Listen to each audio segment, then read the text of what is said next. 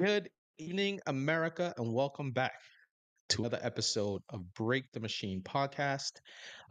We got really good stuff going on today. We have Payton Jackson with us, who is running in Texas, U.S. Texas District 33, and that's the Dallas Fort Worth area, and they need it.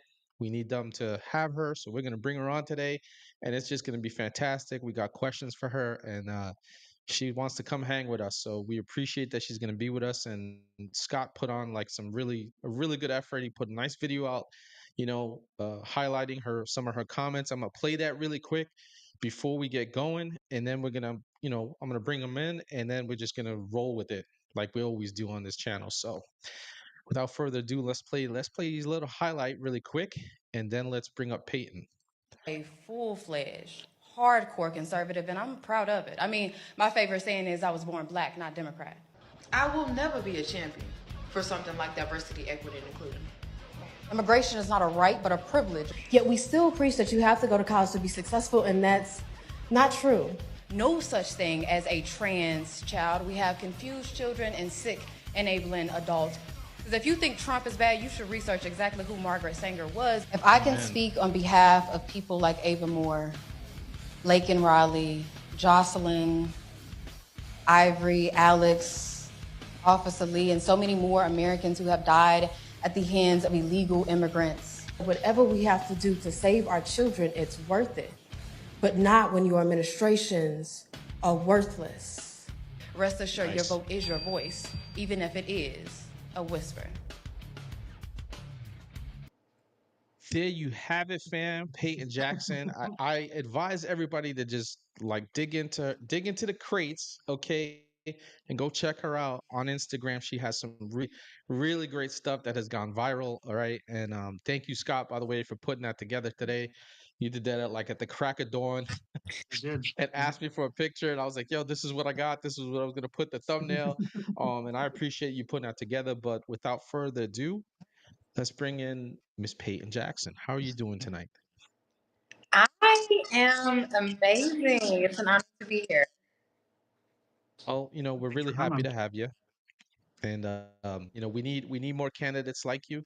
On this channel, we talk a lot about the problems that we have on our side and the things that need to get fixed. We call balls and strikes on this channel, and having seen you and seeing you get down on school boards and in town meetings and whatnot, it was just like we need to find a way to get her on. We need people to hear her. We know we have people who view from like all over the country, so we want sure that if you're in her district, fam, tonight you're gonna get a chance to hear from her. And just tell us a little about yourself, where you're originally from, because you actually have a story that brought you to Texas. Yes. So I am originally from Baton Rouge, Louisiana. And after Hurricane Katrina, my family moved to South Dallas. And after I graduated high school, I decided to move to Fort Worth. I began getting involved into local government. And from there, I started to speak. And once I realized the flaws within the Democrat Party after being taught and raised to vote Democrat on the ballot, I sat back and I realized, wait, I'm a conservative. Um, and I was quiet about it at first because it's not cool to be a conservative and black. Um, and then I decided to embrace it once I decided that enough with the foolishness. And I wrote that speech months ahead.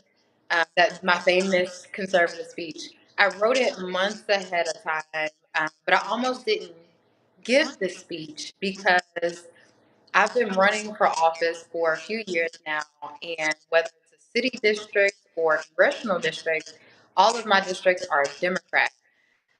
So it Mhm. wasn't politically wise for me, people would say, to deliver a conservative speech running in Democrat districts. But I think it's important to note that I don't pander for votes. I call a spade a spade. And to me, Democrats are foolish, to say the very Extremely. least. And now I'm here. We're getting just a little bit of feedback. Do you have headphones in Do at I all? have headphones? Yeah, do you have headphones No, in? I don't, but it may be It's all right. my counter. We can still hear you. We We're can just still hear picking you. up some feedback. That's all. Yeah, we're just picking up a little bit of feedback. That's all. Okay. How is it now? That's good. Please a We little. got you. Yeah, Um, you that's good. know, the foolishness on the left is something that we are constantly getting on this. Just we get on them all the time, right? For me, anybody who knows me, I call them the American Communist Party because that is what they've been, for a very long Mhm. time now. Mhm. As you see some of their younger members now with their progressive movement that has been pretty static.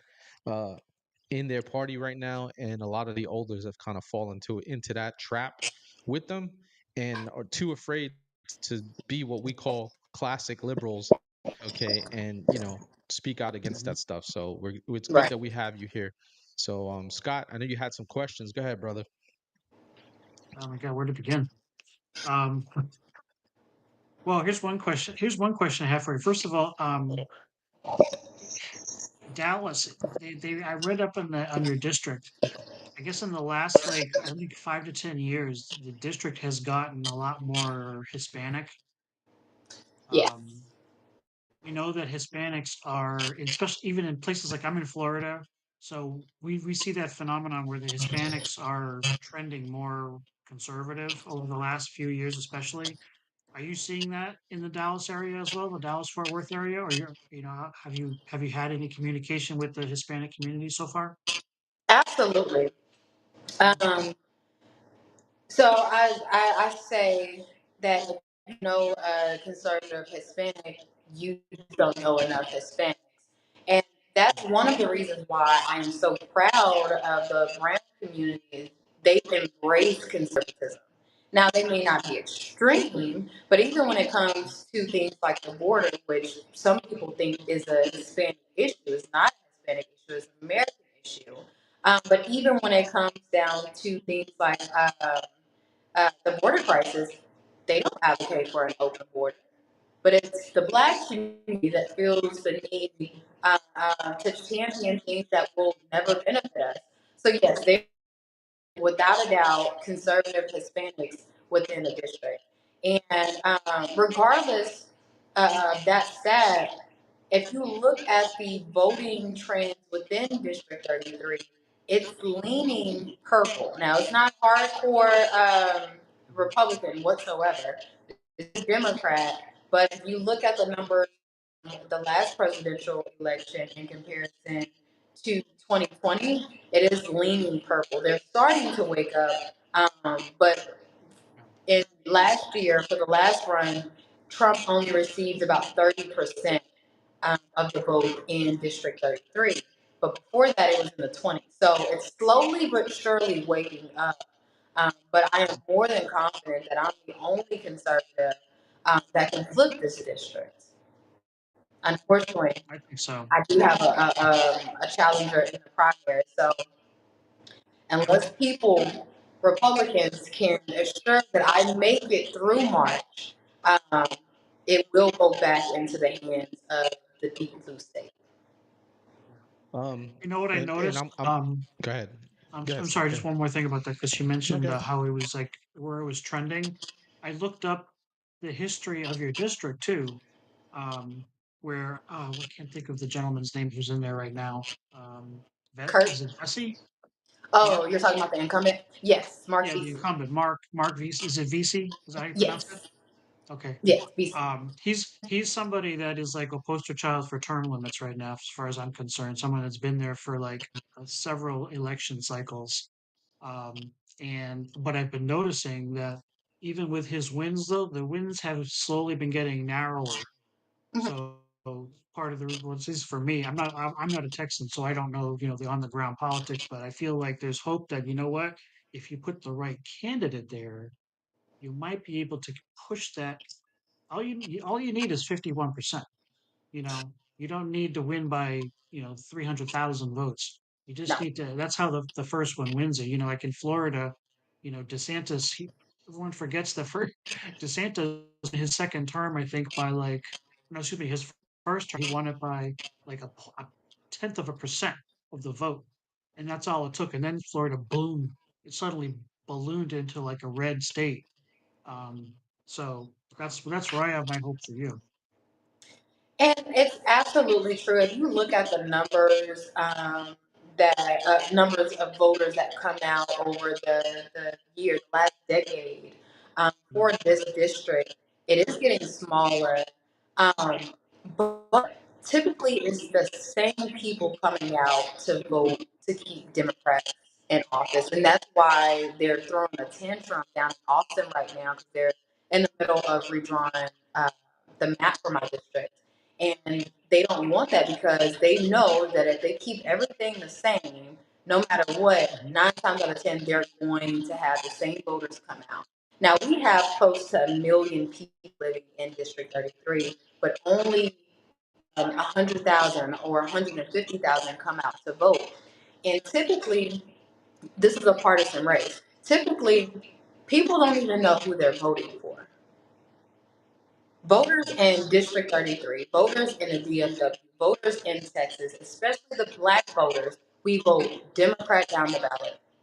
Hitler could identify as a Democrat and they would vote for him because they're voting blindly down the ballot because we have churches Shame. telling them how to vote. We have nonprofits who are supposed to be nonpartisan that are paying people cheat sheets on how to vote. And these are the same nonprofits that accept grants from this administration. Like last time I ran against him, and all of my campaigns are grassroots, but last time I ran against him, he decided to hand out checks. You get a check, you get a check, you get a check. And most of the Europeans were nonprofits, and these nonprofits will turn around and give people cheat sheets telling you how to vote. But it's the same community that says, oh, my vote is my voice. Your vote is not your voice if you just let someone tell you how to vote. So, my mission, what I'm doing currently, or at least whenever they finish the map, going door to door and having that conversation because for whatever reason, um, the consensus in the community, the consensus in America, the Republican Party is ran by Klansmen. But when I go to communities and I say, well, why don't you come to a Republican meeting with me, specifically the Black community? Oh, I'm scared. I don't know. You're not scared of voting the exact same way for 100 years, but you're scared to just pop your head inside of a meeting. I mean, it's literally the definition of insanity. You are right. If we have the right person, the right support, because I've already tried to do it by myself. I know that I need support, and I'm woman enough to say, hey, I need support. With the right person, with the right support, we can flip this district. So, I'm actually gonna add to that because we actually had episode, probably a few episodes, myself and Scott in Puerto Rican. Okay, so we talked about the Latin vote, especially the Latino vote, especially this last election, where we were seeing Latin men and whatnot, and just overall as a Latin community. I have seen, and it might seem like it's small numbers, but to me, it's a shift in the right direction, a major shift. Um, black black men are becoming a little bit more conservative. Okay, I follow people like Chad Jackson and whatnot, and I listen to what it is they're saying. Chad Jackson's got a documentary coming out that's gonna probably flip. Okay, black history on its freaking backside with what his documentary is, but listening to people like him, and then other people on what do you call it, on social media as well, and seeing their interviews and whatnot, there is a huge shift that is happening, especially with young black men. Do you see some of that happening with like black women? Because the black women vote is still very like 90%. They're still like, we're gonna vote Democrat. No, unfortunately. So I just came back from Florida. I don't know if you guys know, but Turning Point they do a student action summit. Yeah, I believe yeah, every year. And I went out there for that, and it was amazing. And that was the most I had ever been around conservatives, even living in Texas. I mean, I live in North Texas, and people think that Fort Worth is conservative. It's not. So I'm around a bunch of liberals all day, every right. day. So when I went to Florida, that was the most I had ever seen black women in conservative spaces. Like when I go to Republican meetings, especially in Fort Worth, I'm the only black person in there. But when I go to Dallas, there's a little bit more color in the room. Um, Right. but yes, black men are waking up. They're waking up and they're either going independent or coming over to the hardcore conservative side. But when it comes to black women, no, I don't see any sign of recourse. And whenever I go and I knock on doors and a black woman comes to the door, 9 times out of 10, I know the response that I'm going to get um, right after I tell them, hey, I'm a conservative. It's automatic. They automatically shut down, or they Right. want to debate me and lead on emotion, and I don't do that because Right. emotional people they kind of scare me.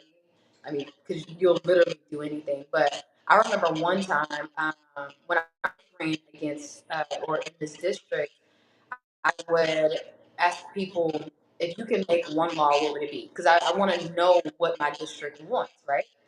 This black woman told me, I wish that I could Trump. I don't want this to be banned, but she wanted to unalive Trump. We don't care I was if like, YouTube takes us down. We're still going on Rumble. Don't worry about it. okay. She wanted to unalive Trump, and I sat down and I'm like, if you could make one law, that's what you would waste your law on. Like, what did Trump do to you that was so bad, to where you would put all this energy into it? And ironically, we were in a church, and I thought that was a sin. But no, I don't see any type of recourse when it comes to black women and leaving the Democrat Party. And if I can blame it on anything, one is the churches, which I don't agree with what the IRS did, allowing churches to endorse candidates. Actual conservative churches who actually practice what they preach, yeah, I think it's a great idea, but that's not the reality for black churches. Black churches are the epitome of fear mongering. They lead completely opposite lives when it comes to politics, and they preach it at the altar as if that's not a contradiction to what's in our word. So I blame the black church, and then I blame the emotional voting, the identity politics. I mean, Trump represents me more than Kamala Harris could ever. Right. And the amount of backlash I get when I say things like that, 9 times out of 10, it's coming from a black woman um, who thinks that identity politics should be normalized, which is sad. Yeah, I can't stand that. Yeah, yeah. I'm pretty sure you get the whole Uncle Tom and all that other stuff shit Oh, thrown at you. And the sad thing is, since none of them have ever read the book, they don't understand that Uncle Tom was actually the hero in the thank you. story, and it's Sambo that you're thinking about, not Uncle Tom. And It's Uncle Sam. Yeah, you are a it, baby. Yes. yeah. So it's like, we had to read the book in high school. So like, I had to read that book in high school. So it's like, it's just it's sad, really is. And I will say, and Scott and I have talked about it with our own community. Okay, for instance, being Puerto Rican, tell them that when Puerto Rico essentially got shut down because of hurricanes back to back, and the Trump administration in the prior term gave them like $9 to $10 billion worth of freaking funding to try to get the island back on. No, no, no, no. They hate Puerto Ricans. He was throwing paper towels at us, and you can show them video after video and proof after proof, and it won't make a difference. Some people just want to stay sheep because they're comfortable in their sheep Wasn't it wool.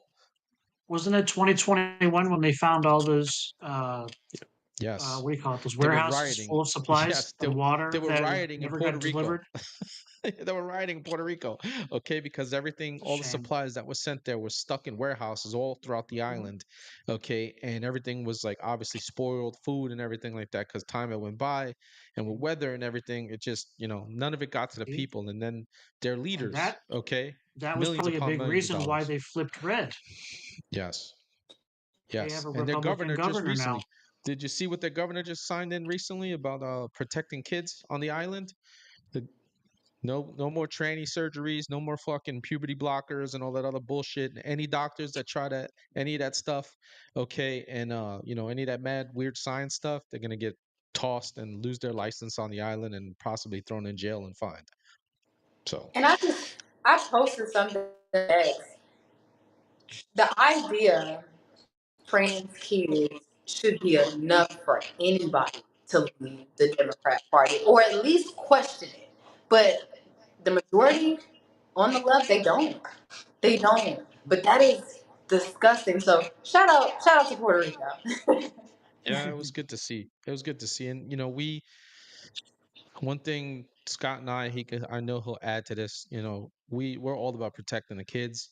We bring people on all the time that are trying to protect kids, teachers, mothers, and everything like that, that are constantly fighting this fight. So, I know you have some, you got some thought on that. So, like, you posted a video about that and about there's no such thing as a trans kid, and we're gonna get into issues right now. Go ahead, Scott. Let's start hitting her with some issues so the people know where she stands Man. on things. Yeah, well, I was gonna ask. Let me ask this: like, yeah, what if someone just walks up to you and just says, "Well, what is Peyton's platform? Like, what are like the 4 or 5 like bullet points that you think are like the most important for your campaign?" So when people walk up to me and ask me what my policy is, I direct them to my website. But because I like you guys, I'll tell you my number one thing is taxes. Hmm. And my website is No Taxing with Jackson. That's my campaign slogan. It's been my campaign slogan since the very beginning. Originally, I was advocating for the elimination on property taxes. I'm on a aim for a federal seat, so I have no say so in that. I'll leave that to Abbott in the state of Texas.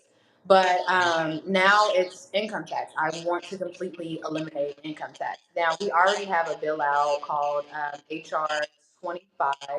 I want to tweak that one. It's not perfect in my eyes, but eliminating is making sure that our border is secure. I'm completely against illegal immigration, but not just our border security.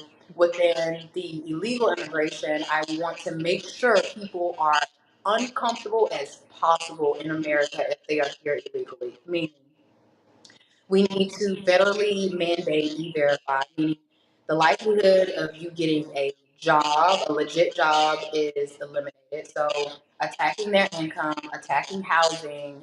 I believe it was Tennessee that made it a felony for landlords to rent to illegal immigrants. I want to see that done on a federal level. But also education. I live in the city of Fort Worth where half of these kids enrolled into Fort Worth ISD cannot read. But if you look at who exactly is enrolled into our school district, 40% of these kids are here illegally. I'm not here to attack kids, but I am here to save Americans money and put Americans first. If our native born children cannot read, why are we reaching out to help other people? So, taxes, immigration, defending the 2A movement. I believe it's HR 38, which would make gun law stagnant across this nation. That's something that I want to see. So, those are my top three: defending our border, eliminating the income tax, and making sure that Americans are first in every way, shape, and form. Right on. I'm gonna say what's up to a few people in the chat while we're getting just some. We're still getting a little bit of feedback, Peyton. So if you got headphones, I would say put them in. That might kill the feedback. Okay. So while Peyton is getting ready, we're gonna say what's up, Creole Queen. It's good to see you. First time I have seen you in the chat. Scott Tampa, we know who you are. Conserve Reality, it is always good to see you, brother. Always got coming with some good facts and whatnot. I saw Rogue Nina in the chat as well. I think Rosie Riveter was in there as well. Prima, it's always good to see you. Love you.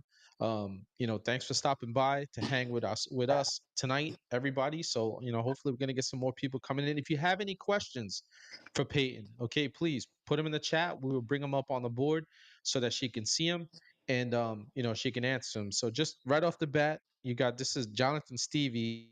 He's our moderator. He's just throwing hearts at you for no income tax, Peyton. Well, I mean, from my understanding, they were supposed to be temporary, and Right. now anything over $600 we have to report, but the DOD has never passed an audit. I mean, it's just insane. If Yeah. federal Yeah. minimum wage is $7.25, why are you taxing that? Yeah, I agree 100%. That's a good sign that nobody Yeah. in DC is going to be able to give you an answer on that. Yeah. So we'll go right down the litany. Okay. No income taxes. Do you have anything in mind for you that you would, if you were an elected and you were in DC right now, that you would want to sponsor right now, right off the bat? This is what we got to do, and try to get it out of committee, which is also a pain in the ass to do. Bills out right now that I would for sure sponsor HR 25, but I would have to. I don't like the whole Right. rebate option. I want to protect our essentials. Mhm. And so HR 25 and then HR 38, which is for the gun rights. Those two for sure would have my support at this very moment. Yeah. All right. And 2A, you mentioned 2A. Yes. Okay, we got everybody in our chat is all about 2A. Mhm. Uh would you try to abolish the ATF? There you go. How do we get rid of the ATF? A lot of people want to know Yeah. that. I don't know. And I Would you? know when people hear me say I don't know something, they take offense to it because they Nah, think that I'm supposed to know everything. But I'm no, very not at all. Not, transparent about my not at all. ignorance. I have no idea. But what I can say is my papa told me or taught me how to shoot before I knew how to drive. And as a woman, regardless of my race relationship status, it is important that I have not weapon, but my security on my hip or at least within arm's reach in my day to day life. Even if I wasn't out and about as a public figure, it's important that I am able to protect myself. So, what I can say is, you guys have my full and unwavering support to protect our Second Amendment rights. Yeah, it's Yeah. very important that we continue to, when you make it to DC, because we're gonna push to get you there. This channel is definitely gonna push to get you there. You're gonna have our back no matter what. But go ahead, Scott. I know you probably got some more. You had some question, a whole bunch Well, of I was gonna questions. say, you know what they don't talk enough about? They don't talk enough about the fact that 2A rights are women's rights Yeah. Yes. because they don't tie together enough. You know, it's um, we anytime it's rare that you see a video where a woman is like defending herself with with it. You don't see it enough, to be honest. I mean, it should be more often because it's the only thing that levels the playing field. And one thing that we've seen, especially with the illegal immigration, over the last like 4 or 5 years or however when it exploded, my God, there's kids and there's like women picked up off the street, and it's scary. Like some of these cities, I don't even understand how these are U.S. cities. Yeah. You are It's absolutely right. And I want to bring light to Larisha Thompson. I don't know if you guys know about her story, but she was a I do black not. woman, I believe in April, maybe May, a couple of months ago. She was shot and they attempted to rob her by six illegal immigrants. And that could have easily been me. But the reason why I started to open carry is because when I was on the campaign trail last time, this district reaches all the way to Dallas. So in West Dallas, off of Singleton and Hampton, maybe, I ran into a man, happened to be a Hispanic man. I don't know his immigration status. He could not take no for an answer. And I was sexually Mm. assaulted that day, but then a few months later, I had got attacked. I was bit by a dog on the campaign trail. So I carry my gun on my hip every day, unless I'm at work, for my safety. And if I don't have it in my on my hip, it's either in the car or on my nightstand. But yeah, I mean, this is more of a woman's right than any abortion would ever be. I agree. Well, abortion, that's another thing I know that's That's another one. plaguing the community big time. It's not that it doesn't affect the Latin American community, Latinos too. We do it too. Okay. It's not as heavy as it's being done in the black community. Abortion clinics have been put there by design. This goes back way back forever. Okay, if you know, I heard you bringing up Margaret Sanger, and a lot of they praise her. They don't know that she was, a eugenist. Okay, and she wanted to get rid of who she deemed was not worthy of living in this world, and the black community was a big part of it. There's a reason why 75% of Planned Parenthoods are in black and Hispanic communities. So I'll let you roll on that one. Well, like I said in the speech, Planned Parenthood started in the hood. She went door to door saying, "Hey, you can't afford this.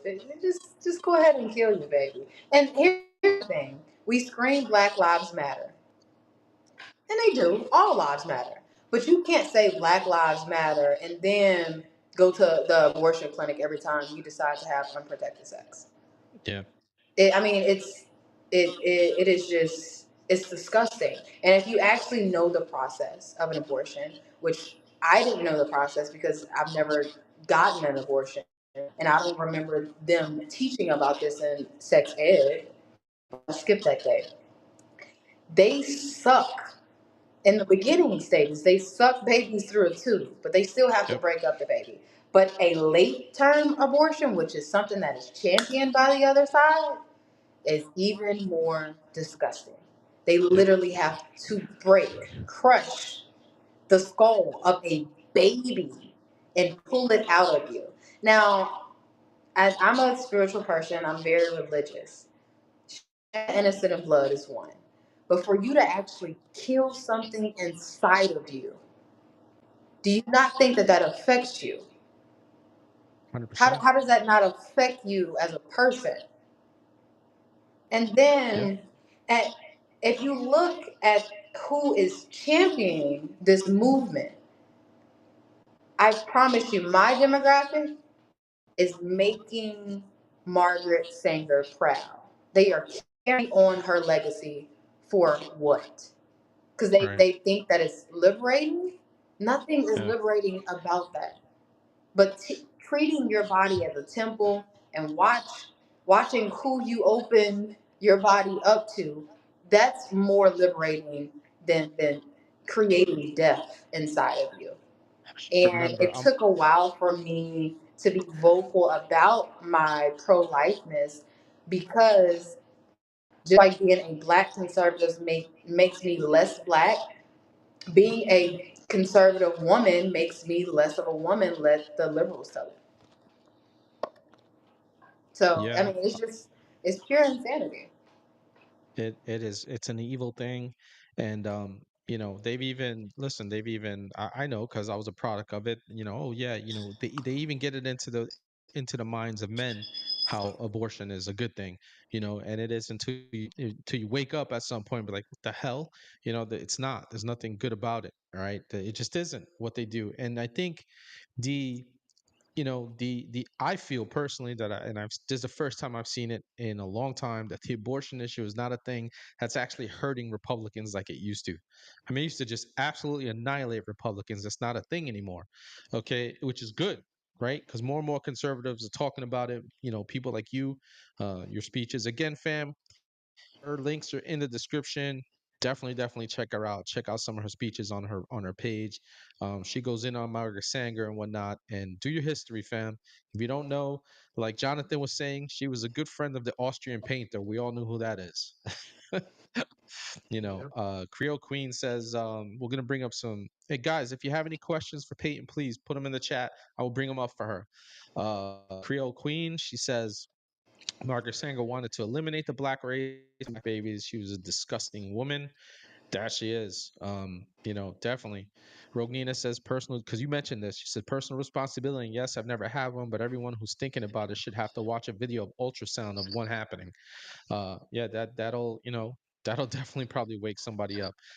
So it's we got 2A, we got her. She, where she's at. We know where she's at with taxes, which is beautiful. It's a beautiful thing. Mhm. We know where she is on abortion, and we know where she is on immigration. And it's It's solid. We're gonna make sure we bring you back, Peyton, because we're gonna have you throughout throughout your whole campaign. You got to stop by and come say what's up to our people, because Of our course. people are loving you. We can see it in the chat. But I know Scott probably got some more. Go ahead, brother. Actually, I had a question.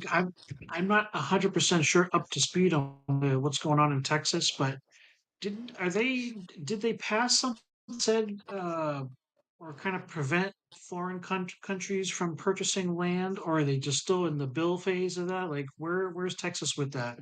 From what I know, they're still in talks about it, which I support it. Um, Okay, we can't make more land. So the fact that we right, were ever allowing foreign entities, even illegal immigrants, to purchase property is just insane. right. Yeah, yeah. Like they were getting. So, Go ahead, Scott. Go ahead. no, I say some states have already like passed laws and bills. Like we saw probably what happened with Missouri. Mm-hmm. They're basically kicking China out. Yep. Arkansas has passed legislation. Florida has passed legislation. And even this past week, Eric and I, Friday, Eric was talking about how in New Hampshire, this guy from this businessman from China spent like I don't know how many hundreds of millions, like some ridiculous amount of money to Yeah. buy like 40,000 acres of land or something like that, and then like it takes over like an entire like water like Supply. reservoir Yeah. like around It's the a city water that actually supply. I grew up in. Surprisingly, Yeah. it's actually the city where I grew up in, Nashua. And Um, if we I did. continue to allow things like that, there's no way that we can bring down housing costs, because Yeah. that's going to be somebody's landlord. And there's no Yep. cap on rent for a landlord. I'm a landlord myself, so I Mhm. wouldn't support a cap, but I do want to look out for the mom and pops.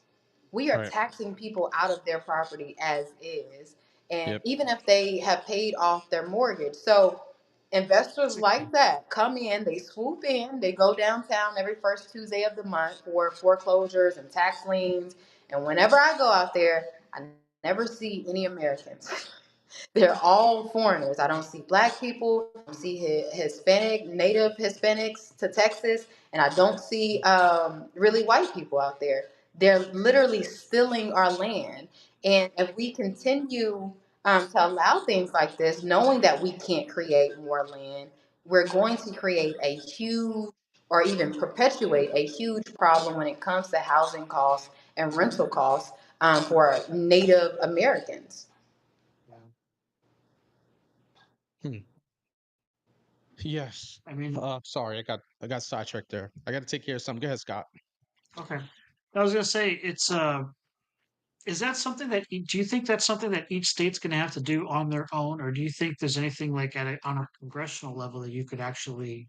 Is it just a matter of someone putting a bill out and having support for it? So, from what I understand, it's a state issue, but there's something that Congress can do Right. just to prevent international entities, especially illegal immigrants, from purchasing property. There has to be something that can be done, but it is Huh. a state issue. Okay. Because I know even another thing Florida's doing is they're talking about, still not done yet, but they're talking about eliminating the property taxes, I seen that, which yeah. holy crap, Made me would think about it. love that. But I thought about moving. After I heard that, I thought about moving because I absolutely hate taxes. But I was out there Mhm, a week ago, and I mhm. seen how close it was to the water in Tampa, and I come from Yeah. Baton Rouge after Hurricane Katrina. I have Mhm. enough trauma in my life, so yeah, I'm Yeah. staying in Texas. A But year ago, I could have told you that it really doesn't happen that much here, but then last year, even my place got flooded. My yeah. neighborhood was underwater, so I was like, "Well, that was a bad year." No, but I believe it's on the agenda for the special session in Texas this week. They start on Okay, Wednesday. Yeah, okay, well, so during the special session, it's a few things on the list, but eliminating property taxes, or the talks mhm. of it, is on the list, in addition to redrawing a few congressional maps. Yeah, actually, I'm glad you just mentioned that because that was going to be my next question. does the redrawing it's being done? I think the governor is in on that.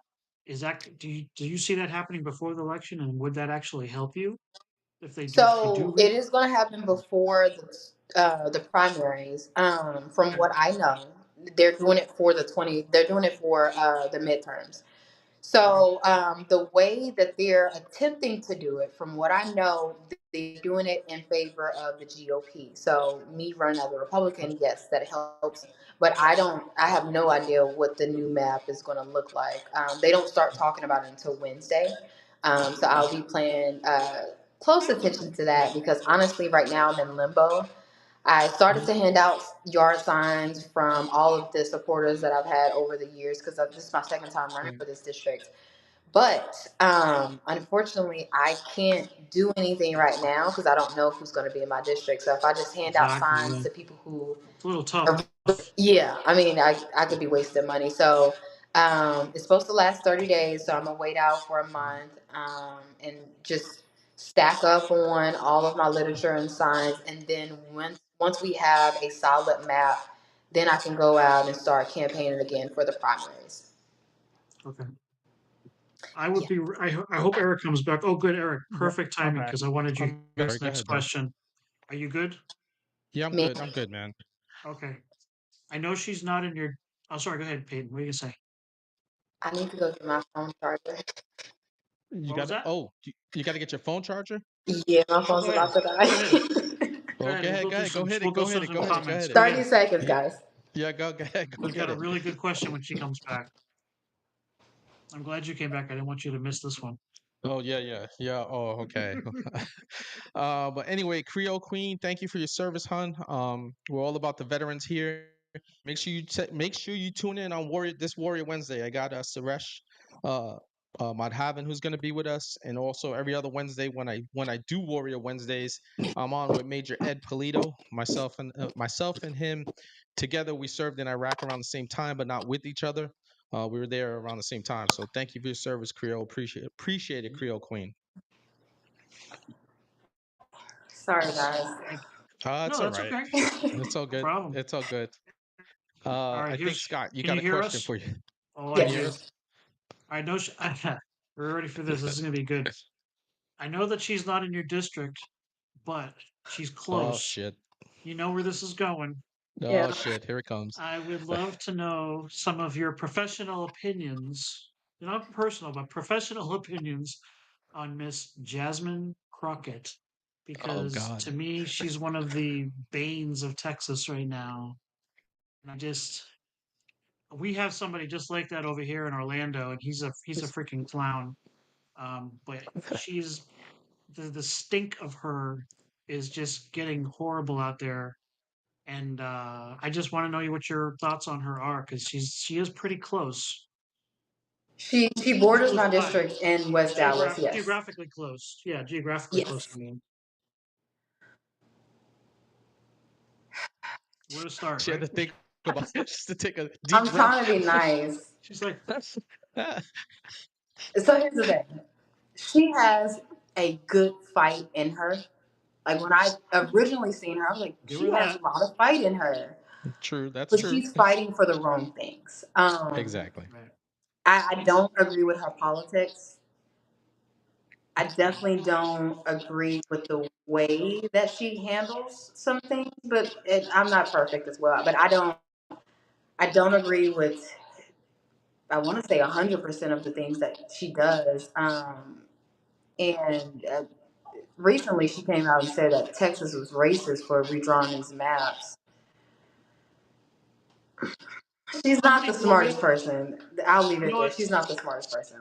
And I mean, Somebody and told me that, what it and I it said, drives me insane though because she went to a private school. Oh So, and I've she's yes. an always went Yes. to attorney. public schools. Isn't she a Yeah. lawyer? She's a lawyer. Conserve Yeah. brought that up in the chat. He said, just to what do you call it? Because he was on it, right? Oh, sorry. Thank you, Creole Queen. I pulled up the wrong one. My bad. Yeah, definitely come check us out. Let me pull up Conserve. He said the fact that Crockett is a lawyer and an intellectual and chooses to be morally, virtually, and ideally corrupt and mindless is so sad to see someone that could be doing so much good for clicks. Yeah. That's And I 100% agree. correct. She's That's definitely 100% for the correct. wrong things. She's pandering either because of her donors, or she's Yeah. pandering because of the demographic. She thinks that's what the demographics in her district want to see. And from what I know, especially seeing as though the district, her district, District 30, borders District 33 in West Dallas, I'm very close to these people, and I actually grew up in West Dallas. They've never seen this woman. She never knocked on doors, not once. She was walked in by Eddie Bernice, and I just don't respect people like that. If you're going to stand up for women, stand up for women. She doesn't do that. The time that I really started to just tune her out is when she was advocating for trans people and trans men or trans women and real women's sports, Yeah. and it really turned me off. But that majority of black women, that's the number one demographic that I have problems with. For whatever reason, we have decided to champion things that will never benefit us. And to me, even though she's not from the state of Texas, she's a sellout, especially when it comes to women and what we need. To me, she's a sellout. But Yeah. Mark VC is the male version of Jasmine Crockett to me. He's Oh my just God. less loud, and people don't know who he is because he's not appealing. Like when you see Right. Mark VC, it's not somebody you really want to look at. So don't people really don't pay attention to him. And I'm not trying to be mean, I'm just being honest. But he I know is he's just he's the not male noticeable. version of Jasmine I get Crockett. what you're They're saying. both idiots. Yeah, I get what you're saying. He's not a very noticeable person. When you mention his name, you don't know who he is. I understood The that. only people who I really got that. know who Mark Vesey is are the people in Fort Worth because he's from the city. But Right. District 33 has 10 other cities. When I go out and I knock on doors, no one knows who he is unless they were one of the recipients who got a check last session. But other than that, all of his supporters come from Fort Worth, not Dallas. Yeah. Right. I was Yeah, on his she's a page. I was on his campaign page, and I was going down. First of all, he's definitely got TDS. Um, and secondly, I mean, I was just looking at one bad take after another every time he was responding to something that happened. Like ever since January, I went back like about 5 months. Holy crap, this guy's just got like one bad take after another on like the border and like veterans rights. He's just like he everything he says about like one side is like completely the opposite. I'm just like he's so backward. Like I'm surprised. It's things like that that just shock me to think that like who is believing all of this? Like I don't get it. yeah, Black people. there are plenty of Mm. people, not I've been just in the But I wanting want to to say country, say black I don't want to people just really assume, in the city but of Fort Worth, they are his solid voting base outside of a few of the members of the Hispanic community, the ones who do believe in an open border. And I'm not saying that all of them believe in an open border because I know that that's not true. But the reason why he goes hard for immigration is because one, the Hispanic community is the majority in this district. Furthermore, he feels safe because of the Hispanic Chamber of Commerce and all of these other groups that keep him in this position. And I'm actually surprised. I usually don't go on his page because it just the stupidity I can't do it. But it surprised me that you said that he was now championing term limits as if he hasn't occupied the seat for the last more than a decade. But yeah, I mean, all of his, if not most, if not all of his policies are complete foolishness. But it is, um, it's what the Democrats champion. That's why I said that Mark Vesey is literally the male version of Jasmine Crockett. It's just he doesn't have eyelashes and a bad wig. That's the only difference. yeah, he No kind of offense. comes off No like Hakeem. offense. He comes No off like offense. Hakeem Jeffries. He just nobody knows who he is, but he says everything on his page, like Well, I every comment, mean, something even exactly Jeffries Hakeem would looks. say. Jeffries, he's not my type, but he looks a lot better than Mark Vesey. I mean, you've been to his page, you've seen what he looks like. oh god. It's 10 times worse in person. I mean, the man looks like he has 3 strokes a day. Yeah. I don't know. Oh boy. No It's D offense, time no for new offense. yeah, blood. Time for new yeah, it blood. is. It's definitely time for some new blood. So, It is. DEI, where are we at Uh, with DEI? I nope, know you got no, some no. strong feelings. So I'll take this chance to say on August the 5th, the city of Fort Worth has postponed the dismantling of diversity, equity, and inclusion. So they're going to vote on it again and on August 5th because somehow, some way, the local GOPs let Fort Worth City Council be overran by liberals. So they're trying to Mm. keep it despite the lawsuit. If you guys want my stance on diversity, equity, and inclusion, I need your support at First City Council on the 5th. Please. But go ahead and ask me the question. I'll still answer No, no. Well, if you're in Texas, fam, and you're in, it. listen, Texas 33, the Dallas Fort Worth area, all you got to show up. Got to when she's at these boards and town meetings and everything like that. We got to give her the firepower behind her to make sure that she has the support that she needs. So, if you're in her district, fam, please show up on August 5th, and that way you got her. So when she's ranting, okay, on on that panel, all right, and letting everybody know about themselves, you got to make sure you guys are hooting and hollering in the back and letting them know that you got her back. Please. That's what's up. That's what. Yeah. So yeah, DEI. I know you got some really strong feelings on. Listen, I think people will assume because if you're Hispanic or you're black, you're automatically going to be on, monolithic thought type thing, and we're supposed to just go hurrah and just go right with it and everything like that. And to me, DEIs didn't earn it. That will always stick in my head, and it is absolutely still it's everywhere. Okay, and I know that the administration is working hard to get rid of it in the federal government, but we still got issues on state levels that need to get taken care of. Absolutely. Um, I'm a, Whenever we're done here, I'm going to take that to X, and I'm still at didn't earn it. I love that. Go Um, ahead, take all you want. Mhm. but I spoke about this in Tampa, and I already have my speech set for Fort Worth City Council on August 5th. But are you trying to tell me that I've gotten this far by only DEI? I couldn't have made it this far without DEI. Is Right, that what society is telling me? Because I went Some against people, yeah. DEI on TikTok the other day, and that's what the liberals told me. right, How dare you be against diversity, equity, and inclusion? You are literally here because diversity, equity, and inclusion, as if I don't have enough merit, as if I didn't earn my spot. I mean, it's right, just insane for anyone to champion, especially Black people. Diversity, equity, and inclusion is not for the Black community. That's what they've been sold. I'll tell you exactly who diversity, equity, and inclusion for. It's the people who every night in mom's basement they make up pronouns. That's who DEI is for, not the Black community, not correct, the Black community. And the fact that we have Black politicians championing things like diversity, equity, and inclusion while at the same time championing things like an open border, it's not conducive. I mean, and we have the EEOC to bring up the research on that.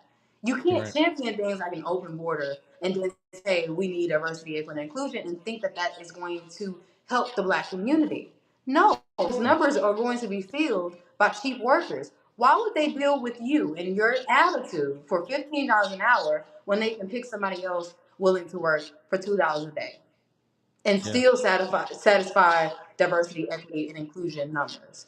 The true, okay, only time, and I mean the only time that I would even entertain a conversation with diversity, equity, and inclusion is if we're talking about someone with a disability and it is a reasonable sense. But we already have protections when it comes for people with correct, disabilities. So correct, let go of the victim mentality.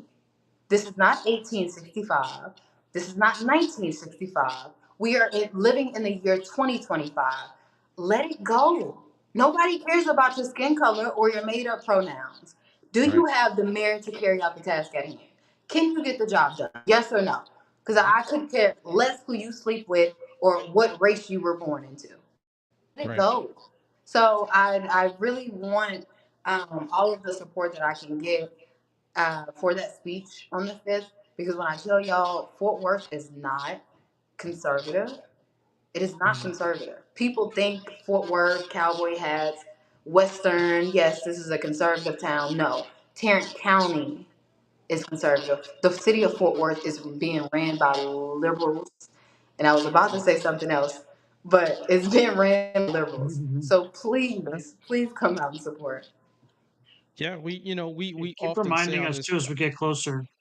Yeah, definitely keep reminding us so we can put it out there for you. What do you call it? Hey, what's up, Chelsea? It's good to see you. Well, we say like I say it all the time, and Scott has said it all the time. There's no such thing as a blue state cities, and we always see all this red around all these pockets of like just communism.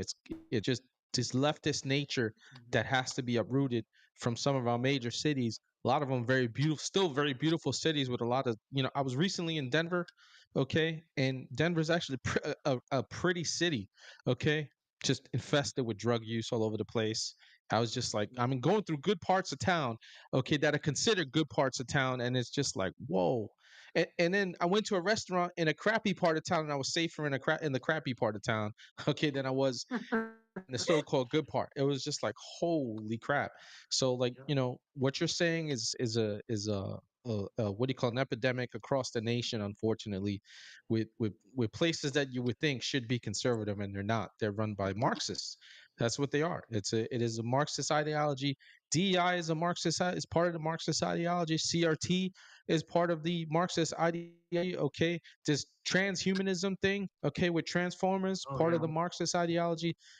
It is a conglomerate of specialist interest groups, okay, that, for whatever reason, they come together when they need to, all right, and they get it done. So like, I won't hate them on that because like when they need it, they get together. They all hate each other, but when they need it, they get together. So, um, if you're listening, fam, this is Payton Jackson, Texas 33 for U.S. House of Representatives. We got to get this lady. This lady has to be on DC. We need her type of firebrand. And if you're in her area, in the Fort Worth area on August 5th, make sure you show up, to give her your back. She needs all the support she can get when she's having her speech on the floor there. So we got to make sure that we continue to, and you got to, like Scott said, you got to let us know so we can throw the alerts out for you and whatnot, because you're a forever friend of the show. We want to make sure that we get you to DC so that you could take care of things. Hearts, I hearts. didn't Oh, know wait a that minute, was wait a gonna do minute. that. I didn't know I was gonna do She, that. yeah, wait a minute, wait a minute, wait a minute, wait a minute. We can do that too. Hold on, hold on, hold on, hold on. We can do that too. That was clever. Yeah, that was kind of clever. I was kind of feeling that. All right, all right, all right, all right. So wait a minute. You get them too. There you go. There you go, Peyton. Peyton, we give some hearts back to Peyton. Thank you. Awesome. We gotta make sure we give you some love right back, Peyton. That Thank was you. Thank that you. was kind of dope. I don't know how that happened, but that was cool. It's been I guess picking up extra my skills. hand signals. There See? we go. We got the Yeah. hearts again. Yeah. Oh, that's nice. uh, but you got listen, you got a lot of love here from us. We're always happy to have new blood. I don't know if you heard the song New Blood by um Devious 7.0, Cozy 19, and Jesus A. Okay. We had them on Friday, and political song, look it up. And they're talking about that in New York about having new blood, and they're part of our movement and whatnot. And and Scott brought it up. We need new blood, and you're definitely a breath of fresh air. Okay, If listening I to hear you that one because more time, I love you y'all. are, yeah, you are a breath of fresh air. Seriously, just like This is listening good. to you, and if you're just looking at the chat is feeling you too. We're all over the country, and we know that we need people, like you, and we just need. There's still a lot of shit that needs to get fixed, and we understand that.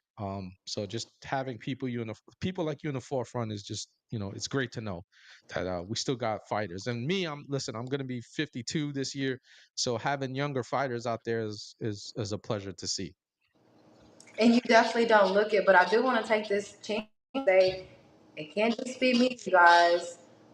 They start the paperwork, at least in the state of Texas, they start the paperwork for congressional candidates this winter. Put yourself on the ballot, Yep. please. It cannot just be me because If I'm the only one in Congress that thinks the way that I think, I'm probably not going to do much because I still need support. So Right. if you see me and you align with my values, yes, support me, but please put yourself on the ballot. Start your petitions now.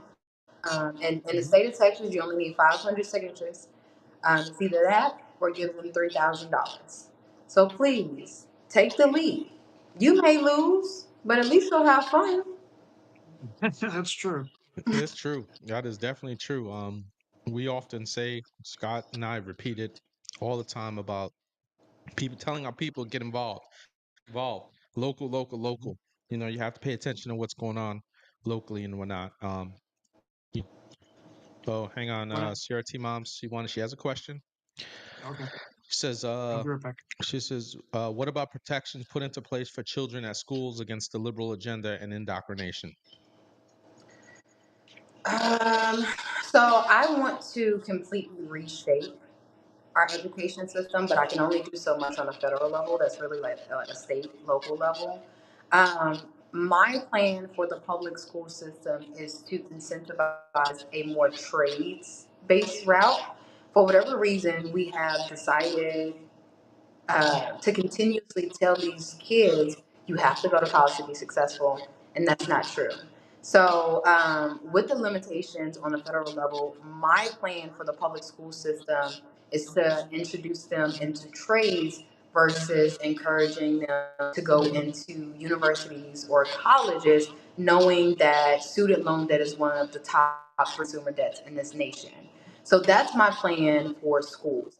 In regards to curriculum and indoctrination, unfortunately, I don't have much control over that. I mean, I'll speak on it, I'll advocate against it, of course, but I don't really have any say so on the curriculum that they see. I can only incentivize what I like. That's a state Right. issue, unfortunately. Yeah, so CRT mom is, she's in the middle of a fight herself. One of our viewers and also a friend of the show, and I can't really get into it because of litigation, but like she's in a serious fight and she's a nonstop fighter too. Like she's a hard charger, Mhm. and there's a movement. I see a movement in this country, but more particularly in the state of California. You know, um, yeah. So to speak, yeah. I think that's kind of like that. Uh, So I what I personally can think, say is if she can reach out to me through my website, it'll send you my email. If you can educate me on what's going on in California, I can advocate for it on my platforms. But unfortunately, going for a federal seat, I really don't have any say so on what they do in right. schools. I can just incentivize. Yeah, I know that the administration is about to dismantle the DOE, which is a great thing to hear. Yes. And I know anything on the federal level has, something that's put into standing and to force the states to make a change. Mhm. Um, and by dismantling the DOE, there's essentially going to be sending it back to the states anyway where it Yes. belongs. Mhm. Yeah. And I just think that like people like her, she's fighting, and she's got a lot of other people that she's fighting with, and it's a constant struggle, but they're relentless and it's making waves. So if you're paying attention to California, that fight that they're having in California is starting to make like serious waves, and it's good to see. I've kind of talked about it on like two different shows. I've mentioned it because CRT mom is she's part of that. She's one of the she's one of the OGs in that fight. So like it's good to see that movement moving in the right direction and whatnot. And I know it's going to be relentless and nonstop with them. So, but we could tell you're a hard charger too, Peyton, and anything that you can do to help kids on federal level, you will. Especially you're Mhm. against the transformer movement, and whatnot, and stuff like that. You're against DEI, which is a big problem with the education of our kids and stuff like that. Not only on in colleges but on the local level as well. And I think eradicating DEI on one level and then forcing it down on the other levels is probably a good only way it's going to go in I order mean, to because fix we're things. first of all, we're wasting our time in schools. But with DEI and with CRT and with the trans and gender ideology, we're telling our kids they're not good enough, especially with the DEI stuff and the CRT. these kids don't care about race. And what I don't understand is why do we have adults arguing about history when the kids can't even read? The Yeah. kids can't even read what you're arguing about. So, I mean, at some point in time, we have to prioritize something, something. Yeah. But I mean, and that's another thing we're fighting here in Fort Worth. Like, for instance, Dallas, they scrubbed um, their government, their schools from DEI. They scrubbed it away. In Fort Worth, they Good. still have the language in our books. So I, Mm. I say that to say Fort Worth is not as conservative as people think. We have a Republican mayor, but no conservative. I promise you, she is not conservative. She is just a Republican. But while conservatives are winning on a federal level and even on a Mhm. state level, this past election cycle for local elections, especially in North Texas, Democrats won overwhelmingly. Really? School board and city council, Okay. they took over. So even though they are divisive, when it's important to them, they know how to organize and they know how to group together their foolishness to win elections, at least on a local level. Mm. I see. I didn't even know that about Northern Texas. You Oh, know, Not we even. it's blue. yeah, I didn't know that at all. It's that's See, something to know. that's what the Democrats do better than the Republicans, though. They do better from the ground up. Mhm. Like on the local level. They I remember last year, right before the election, um, before the presidential, I was actually up in New Hampshire for a few weeks because I had a death in the family. Um, I was there and I was there for like 3 weeks, and like three different times there were Democrat poll watcher, or well, not poll watcher, excuse me. They were Block. stumping. They were door knockers. Three times in 3 weeks they came. This was before November 6th. They came and Mhm. knocked on my mom's door to find out, hey, have you thought about who you're voting for?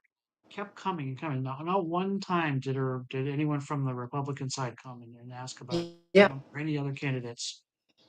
And it was So like this is why they keep stealing wins away from them. Is just they have a better ground game.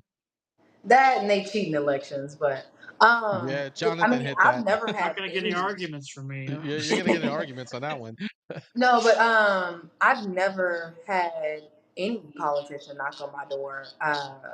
And I'm, I guess I'm glad that they're doing it up there. But whether Mhm. it's Democrat or Republican, I never had any politician knock on my door. But that's one of the things that I criticize the incumbent about is I've lived in his district all of my life, and it's not his district. I've lived in District 33 all of my life. I've never, not once, seen him or a representative of his knock on my door.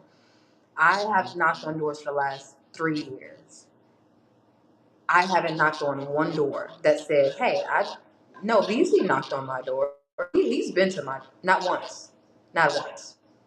So I can't really blame the politician at this point. With all that I know, it's the community. At what point in time do you require something out of your vote? Now, last year they got something because he started to hand out checks. But before that, what was he doing? Before he had a serious competitor, what did he do in this decade for the city of Fort Worth, for the city of Dallas, for the metroplex of the DFW that was substantial enough for you to ignore his 10 years, his 12 years, 13 years in Congress? What has he done outside of championing immigration rights? I give him that. Right. He is a champion for both legal and illegal immigration. I give him that. But outside of that, in unions, what has he done for this community? And at what point in time do we throw our hands and say, okay, you've been here for a decade. We've seen what you can do. Let's see what else, what someone else can do. So I'm excited to go on his page or go on Congress.gov to see this whole support for term limits. I'm excited to see what he thinks the limit should be because if you ask Right. me, he's already passed it. Yeah, we talked about I, that a lot about term limits. But are the crooks in DC, and we got them on both sides. Just because they have an R in it doesn't mean that we don't have some schmucks on our Oh yeah, side too. Okay, are they going to actually finally put? Are they going to put that in the bill, slide it in? Okay, to take away Why would their they do power? They're that? not. Yeah, they wouldn't. Why would they do that? If you ask me, I think that politics is for old people who feel like they need a title.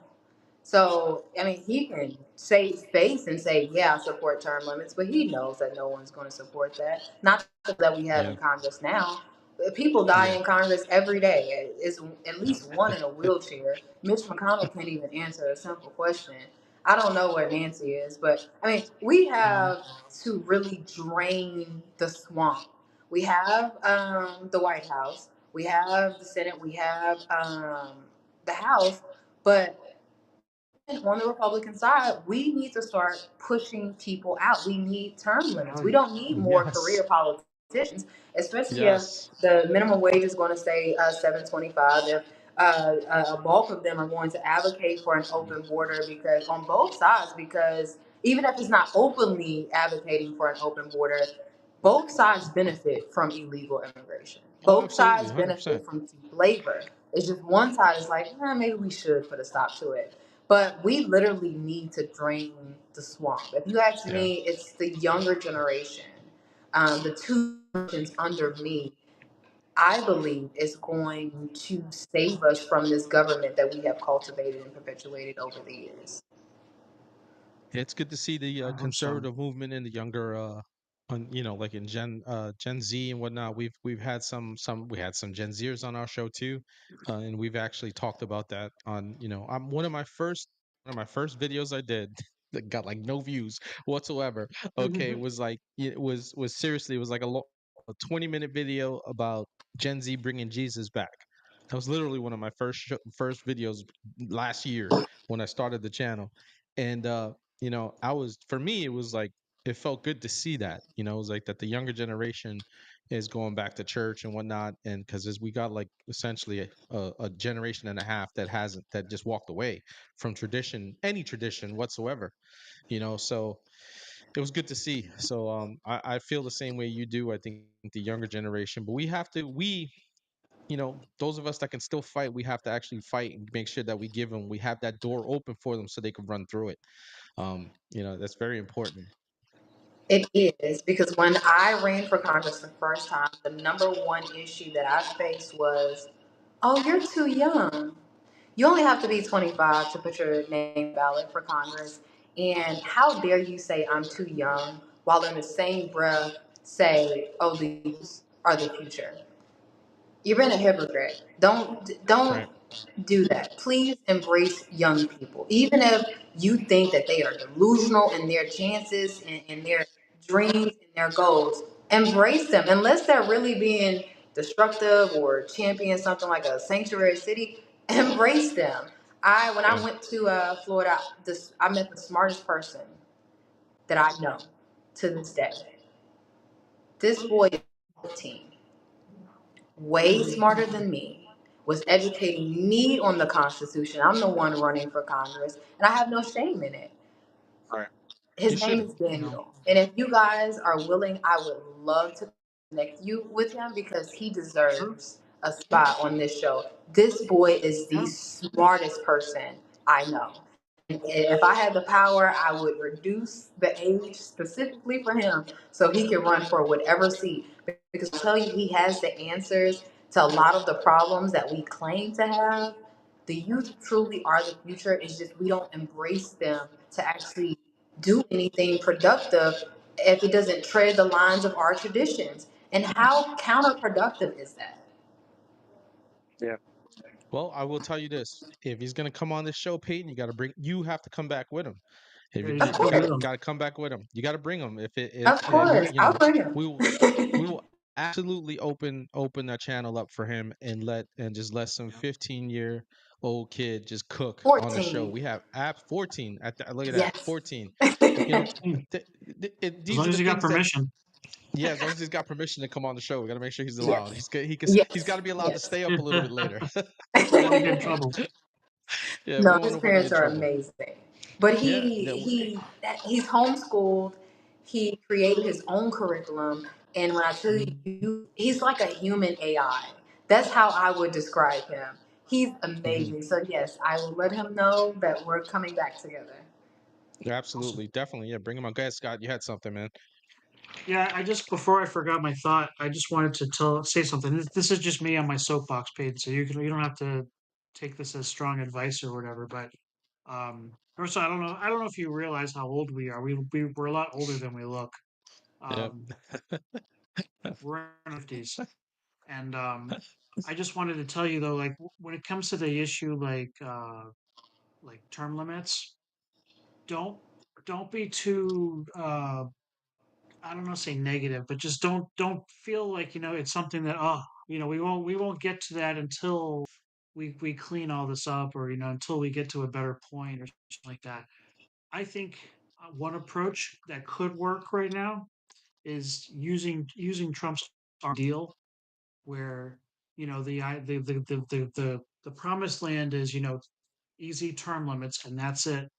And of course, most of Congress is going to say heck no, but you make it. I think just like a step in the right direction is like a ridiculously large amount of term limit, right? You just say, okay, fine. How about we just say 6 terms and that's it? Well, 6 terms for like most people is like that's like a couple decades, right? For like senator, it's Yeah. over two If you're in the decades for Senate, senators. yeah, in the Yeah, Senate, I yeah, mean, for the House, whatever, 8 terms, whatever it is. Some I know some. What are they usually 2 years for yeah. the The House House? is 2 years. So I appreciate the advice, but in no way, shape, or form was I trying to be negative. It's Oh, more no, or yeah, less realistic. And if you go to my yeah. website, it describes what I think term limits should be, which is 12 years across the board for Senate and Congress. See, I So think two that's a good terms for a number. senator, I'm just two saying, two as far term. as like easing Yeah, in, I think what a lot, and this is something I think Republicans do more than anything else, more than the Democrats. Democrats just keep taking a little bit, a little bit, a little bit, a little bit, and they just grow with it. I think I wish the Republicans actually did that a little bit more, where they try for that big home run, but if it doesn't, they don't have the support. They're like, all right, well, forget it. yeah. Um, I'm saying Well, like I'm not if like you go for that. the, I'm not the that's average good. Republican. So what I That's why we can say like is I'm a very blunt and realistic person. So when you. I said that it's probably going to sit, I really do mean that it probably is going to sit. Meaning, if you were able to stay in a position for 20 years and it gave you power and money and greed, despite Yeah, helping your community, if you didn't have any morals, why would you support someone trying to put a cap on that? So I say that to yeah, say I need support. It just can't be me running. I'm hoping someone listening right now will change their mind about what they're doing next year and say, hey, I'm going to take the chance because if she makes it, she's going to need support. Right. A lot of people hate me. I think a lot of people underestimate my hate because they see I'm getting love now, but a lot of people hate me. Well, A if lot you of got people hate hate, me if you're getting hate, on, but on Peyton, you're both doing sides. something right. you're doing the right But you're doing thing. something right. You're doing something right if you're Right. getting hate. But in term limits are right. But if Congress really wanted to see term limits, they can make it happen now. Of course It's they a can. reason why it's not happening now because no one wants to be kicked out of their greed pool. They are swimming in money. But They know, that's what I mean. yeah. So I'm That's hoping exactly that my point, though, someone, because if you make it, I'm saying if you make it so big that it doesn't interrupt anybody's thing right now, what you do is you get it on the books and say, okay, we have a term limit. It's big. It's like almost like insignificant, but it's there. So then the next step is to say, well, actually, we don't mean 25 years. Now we mean 20 years, you know, and then we that's need what you're 15 suggesting that years. I do. No, no, she's just no, no, not I'm you. just saying that's an approach. Yeah, I'm it's just just an saying that's an approach. Yeah, approach I think philosophically could work because you have to play the long game. We're not going to get to, I don't think one in one like vote in one bill we're going to jump from no term limits at all to say like 12 years, boom, that's it. Without yeah, doing like the whole cleaning like you're talking about. So that's I'm when we saying we call could people out and we get them primary. But I'm not pandering or I'm not settling yeah. for less. yeah. If I say 12 years, I'm putting 12 years. If they don't I feel support you it, on then this. I find somebody to the run against them. here's the problem that I see. Besides the problem that we have in DC and whatnot, and people Mhm. again Their pockets have been so laced with money from kickbacks and everything like that, they don't want to give any of that up. Problem Right. is the people. Oh yeah. Okay. You said something earlier that was very, very significant. All right. It comes a point in time where you have to stop voting for someone's personality and start voting for someone's policy. Okay. You can't just keep, we as a populace can't just keep voting for people because we like the car they drive, right? And they look cool on Instagram and whatnot. That's just a crock of shit. It's nothing. You're never going to get anything out of them. We Mm-hmm. do not hold our elected officials responsible. That has been a big problem for a very long time. Okay. Mhm. And until we as a nation start actually doing that, where we, especially the easiest place to do it initially is in the House, right? Because we know that the Senate is 6 years. They get elected, they're there for 6 years, no matter what, unless they commit a crime or something like that, all right, or they retire, or they decide they want to leave before the 6 years. In the House of Representatives, it's every 2 years. If you elect somebody, all Mm-hmm. right, that gave you they gave you the gab and everything sounded great, but then in the first 2 years they just didn't do anything. They didn't even attempt to do anything. We have to hold them up accountable and primary them out and go to the next person.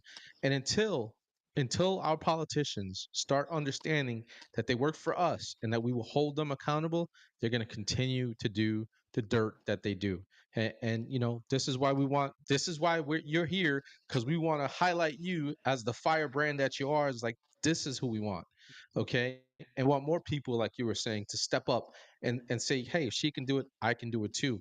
And so you get that support, and there are we do have some good people, okay, in the House right Yeah, there's now and some in stuff there. like that. That if you come on board, we'll be right there with you. But we need more. We Mm-hmm. definitely, definitely, definitely need more. But ultimately, the only way that these people are ever held accountable is if we do it. Until we start doing that, they're going to continue to lace their pockets. They're going to continue to, because once Scott, we were talking about this on one show, and Scott said it. Once they become an incumbent, it becomes almost impossible, okay, to start getting them out because their claws are so dug into the soup, all right, that they just we can't get rid of them. So we have to do that like right from the jump. Look it, we got someone we're talking about Jasmine Cratchit, and we got AOC, okay, up in New York, who like we were literally supporting on our show and putting her stuff out. Someone who's all about New York City and the Bronx and Queens, and we couldn't, none of us could get her elected, and was a good candidate and stuff like that. They Tina, continue to vote. Yeah, yeah. Tina Tina Forte. Tina Yeah. 40, And okay. we weren't You supporting know, AOC in case you were confused. yeah, yeah, it wasn't AOC. Yeah, Okay. definitely not AOC. Okay. Got it. But like and like she had people who've been friends of the show that are supporting her, going to her rallies and stuff like that and everything, and just doing things for her in the neighborhood, all right, in the hood, pointing out all the stuff that AOC doesn't do. You don't even see AOC in her neighborhood at all. Okay, you see her hanging out in Florida and whatnot. That's where she likes to go. She doesn't like to hang out in her own, to go No, meet with her constituents. So until we actually start she holding can't these go. people accountable, it's true. She she can't go in her district. I mean, I know people who live in the Bronx. They say that she wouldn't dare just walk down the street in the Bronx. No, no, it's true. But it's So true. She won't do it. But like I said, we have to start holding them.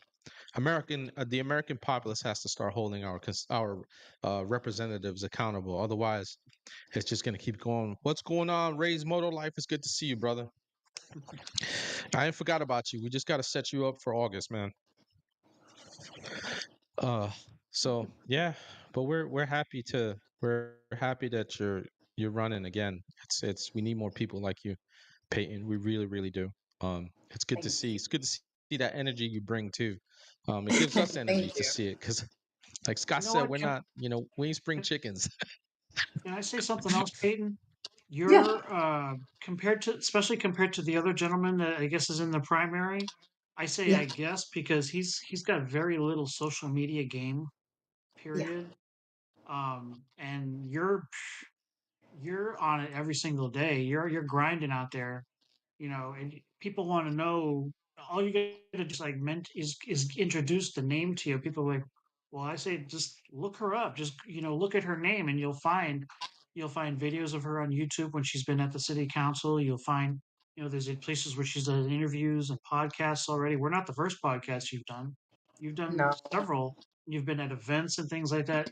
You are you're at the very minimum you're all in, and you can see the passion coming from you, and that's what kind of drew me to you is just like this lady really just she's trying really hard, and I love that because we don't say that enough. Like I've looked at a lot of other races around the country, and I can't even find information about the candidates that are supposedly there on Ballotpedia. I'm like, what are they doing? Are they in a race or what? Well, that's what when I ran for Congress last time, I ran as an independent. And I thought it was just independents who needed help creating that footprint. But it's a lot of candidates that some people don't even have a website. Some people don't Yes, even have a yes, Facebook page. it's crazy.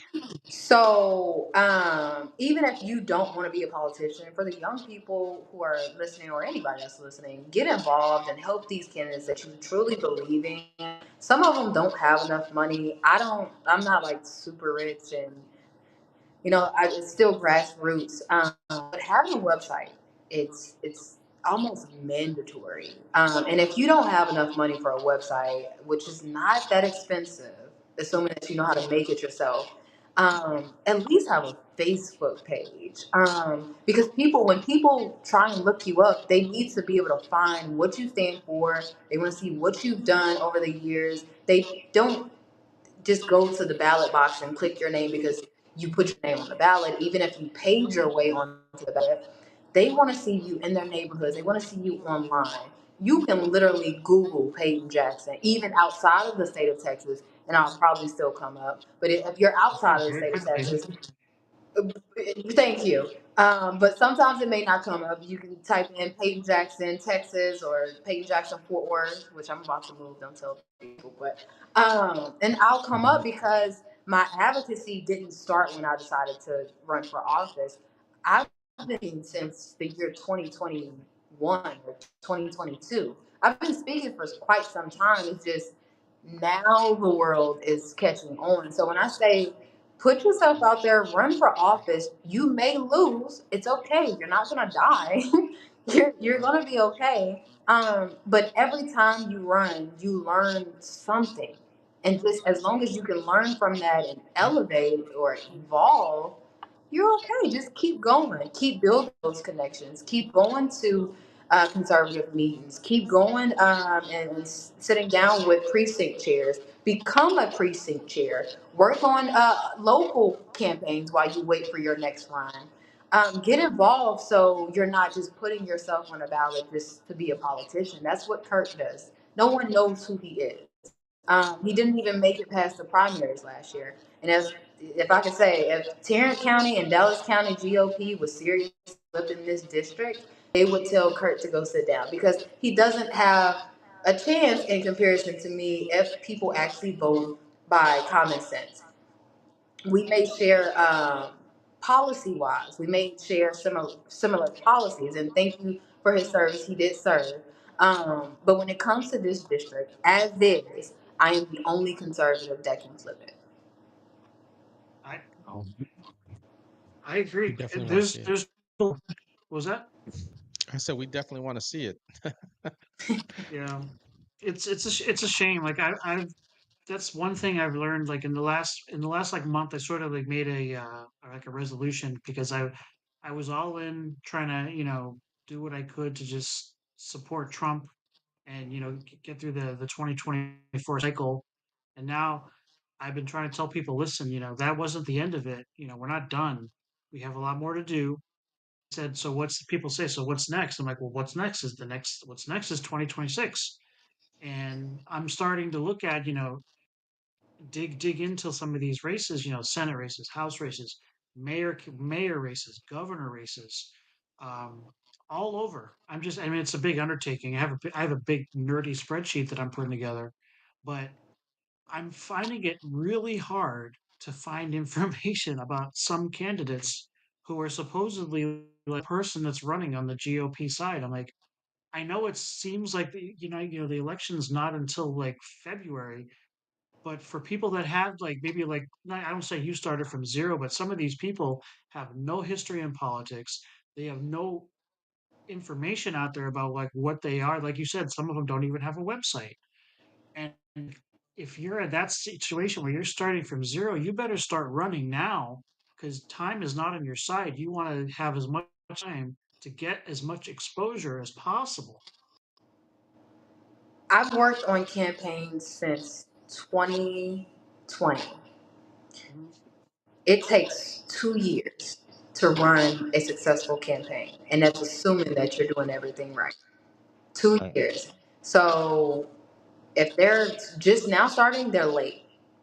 Right. My primaries, I believe, is in March. It's in March. I don't have that time, and I can't do anything right now because they're redrawing this map. Now, I truly believe that they're redrawing it in my favor, but that's a month that I can't really do anything because I don't know exactly who's in my district. It takes Right. 2 years to run a campaign, a successful one. But the very first thing that you need is presence online, a digital Yeah. footprint. Because when people type in your name, when they are upset at their incumbent for not answering their emails or their phone calls, they want to know who's challenging them. And when Yep. they can't find that information, they give up voting or just complain. No, there's people out there that are willing to challenge them. They just don't have their campaign set up right. And I'm not saying that I'm perfect, but you have to reach out for help. If you're a candidate and you are running a grassroots campaign, go to these colleges, depending on their laws, but go to these colleges, meet with younger kids who are tech savvy that can build you a website in 15 minutes that's fairly cheap. That way, you can at least have a website and people know how to contact you. They should be able to type your Sure. name into Google and find you Yeah. and contact you. That is how people contact me. That is how I get my donations. I've never held one conversation with any donor. You can just donate by the website. Now, eventually, I'm going to call them, but people Okay. need to know how to contact you, and they need to know what you stand for. So have your policy online, and it's not hard. I promise you guys, it is not hard. You can go to GoDaddy or Vistaprint or Squarespace and make a Mhm. website. Now, if you're not tech savvy, find a young person, and I believe every young person knows something about technology. Find a young person to help you out, and be willing to pay them something to get the job done, to put your pictures Yeah. up, to put your policy up, and that way you have that digital footprint. Just like yours right there. Yours is actually, I just brought yours up on the screen. It's incredible. I love that pic with you holding Old Glory. It's a beautiful one.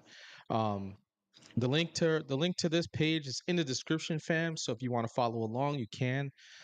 She has everything you need to know. Everybody who's endorsed her positions on what on Mhm. things and stuff like that.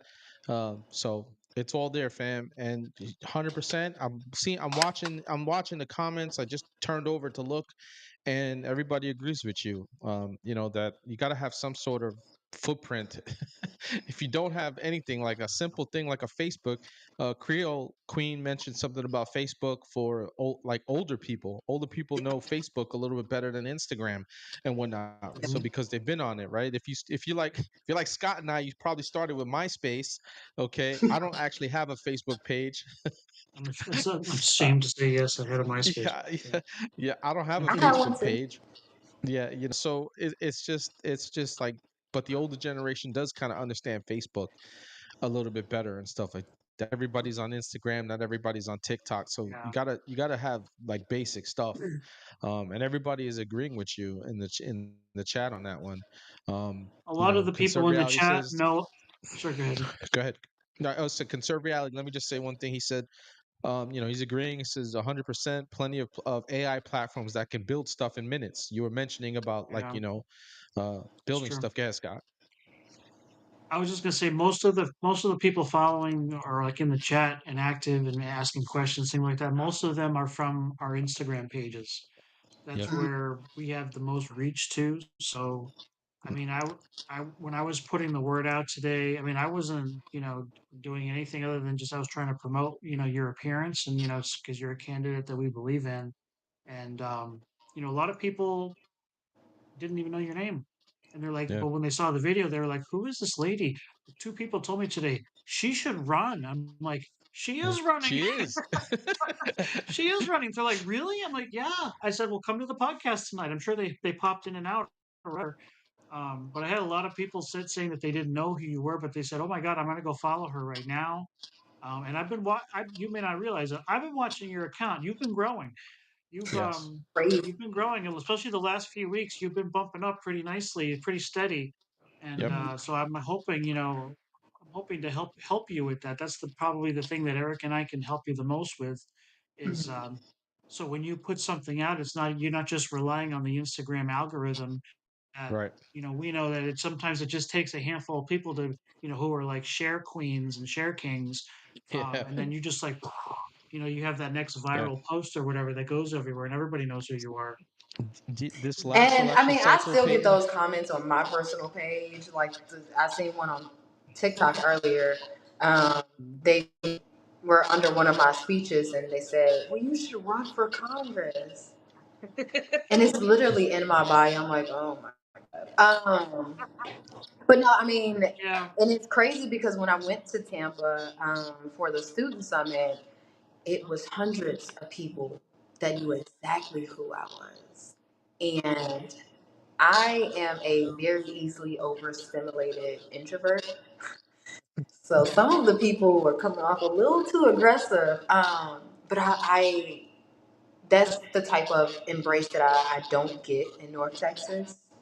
Um, and they were able to give me that in Florida. When I tell you I had hundreds of people, oh my God, you're Payton Jackson. You gave that speech. You were born black, not we're Democrat. passionate kids. It Yeah, was so surreal to me, and I adore it. I love all of my supporters because again, I don't get that embrace like that famous speech about being a conservative.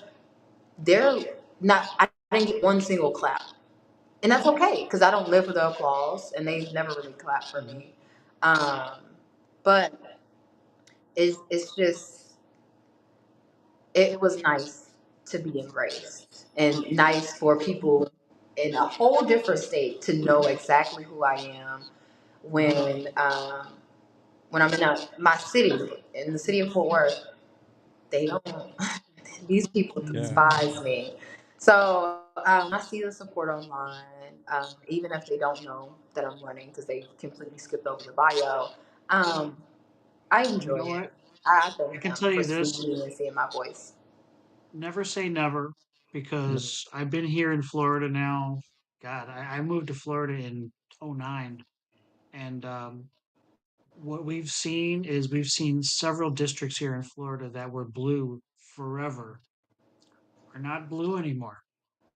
Yeah. They swung from blue to light red, and now some of them are pretty dark red. And we can say part of that is part of that you thank Trump for that.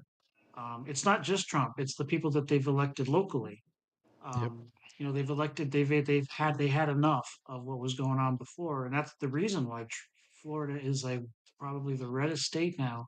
And even in California, we've seen there's people there that are fight on the ground, and you've seen California. It's still run by people we probably don't like, but The spot. it's definitely trending a little more red. A little Yes. more red. You look Is at the last it? like, six cycles, it's Yeah. like, oh man, they're It so is. close to flipping that mother. It is. It is. They flipped some So counties that have been turned blue this last election. Um, and we know some of they the turn fighters red. on the ground. Yeah, we know some of the fighters on the ground in California. They've been on the show and they're friends of ours and friends of the show. So when I was alluding to earlier about the fight that's going on, to protect kids, to protect girls' sports, it's an overall fight. Mhm. That's two of the things that's happening. But there's this conservative movement that's growing in California organically, okay, because of all of the stuff that that has been going on in California. So that goes back to, I know what you just said about your area. Don't count it out, okay? You might have some people who are hating on you right now, but I'm telling you, okay, like what Scott was just saying, your movement is going to continue to grow. All right, in Fort Worth, and people like him and I will continue to post your stuff, repost it Some, until sometimes they're people get just sick afraid of to it. come out. Yeah, Some you're just like sometimes they're yes. just sometimes they're just afraid because, like you said, you to a person, if you went and knocked on doors, sometimes, like, say, like, for black women, they just don't want to have anything to do with you, or Yeah. they don't want to see your view on anything. There's Yeah. more. The thing is, the conservatives are the ones that tend to be like a little more quiet in the background, and then you find out where they are when they get to the ballot box. You know, they don't. It's not because it's not like, I don't know if cool is the right word, but they get a lot of hate if they come out as a conservative. I mean, Yeah. you Yeah. know that. Just look what happens to But you. and you know what? I used to take that. I used to say, okay, I understand. But I was about 28. I'm not 28. I'm 29 now. I'm 29 years old, and I've always challenged incumbents. I've never went for an open seat. So if I can go from being on the Democrat side publicly Mhm. to progressing and publicly coming as a hardcore conservative at the age of 29, still grassroots, Mhm. the least that you can do is show up to the city council meeting and clap. 100%. 100%. Yep. You won't get any disagreement. I agree 100%. And We just need to hit support. you, so you know about our viewers, they pulled up the demographics for you for your area, just so you know, which I'm sure you know already. This is a demographic graphic Smart composition. chat. Yep, of the district is predominantly Hispanic, 57.6%, followed by Black, 18.6%, white 13.2, Asian 8.1, and other races. The median household is 62,386. So, we know you got work, but there's some daylight there. I'm telling you, there's some You light know in that what? tunnel for you. Of All right. That course. Because demographic wasn't looking at like that that 10 years demographic, ago. yeah. That demographic Looking has at that changed. demographic, there's some Well, here's light, the thing. It may not be all bad because if you look at the last presidential election versus the one last year, it's leaning purple. They Mhm. they they voted for Trump more this time than they did the last time. So the Right. Hispanic community, they're definitely helping out. I can't pay attention to those demographics right now because they're about to change. So Right. I mean, I have no idea what's about to happen. Mhm. But I do know that the new map would favor the GOP. I just don't know what those demographics look like. I don't know if it's going to be more white Right. or more black or more of a different It's gonna kind of de- Hispanic or what. But I'm really excited to see the start of Wednesday and then the next 30 days for this special session. it's gonna Yeah. take a lot. It's gonna take what Trump is doing and what Congress is doing and what SCOTUS does, over the next year to also give you a fighter's chance as well, because if they Correct. screw up the economy, the economy is like, right now, it's not great. It's getting there. Some things are going up, some things are kind of stagnant.